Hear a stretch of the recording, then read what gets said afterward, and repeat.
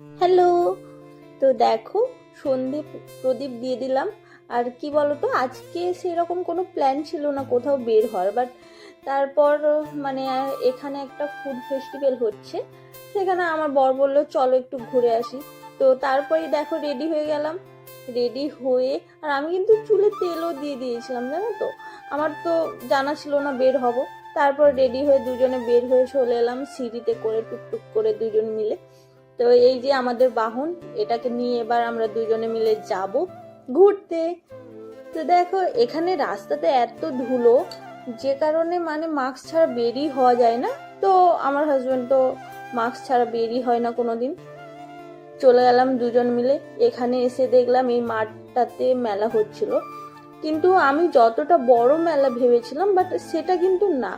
কয়েকটি দোকান ছিল এখানে, কয়েকটি মানে খাবারের দোকান ছিল, প্লাস হচ্ছে কিছু কালেকশন, মানে ড্রেস, কুর্তি, উইন্টার কালেকশন এগুলো ছিল।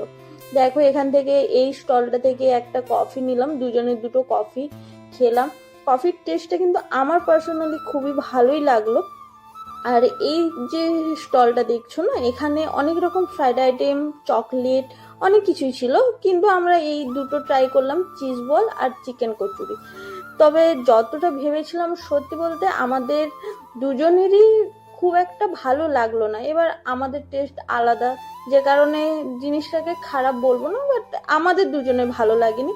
তারপর দেখো, এই কুর্তিগুলো সাইডে ছিল স্টলটা, আমি দেখছিলাম। তারপর দুজন মিলে হাত ধরে বেরিয়ে চলে এলাম বাড়ি আসার জন্য। আর রাস্তাতে খুব মিষ্টি খাওয়ার ক্রেভিং হচ্ছিল, যে কারণে মিষ্টি নিয়ে, দেখো এই দুটো মিষ্টি নিয়ে বাড়ি চলে এলাম। রাধে রাধে।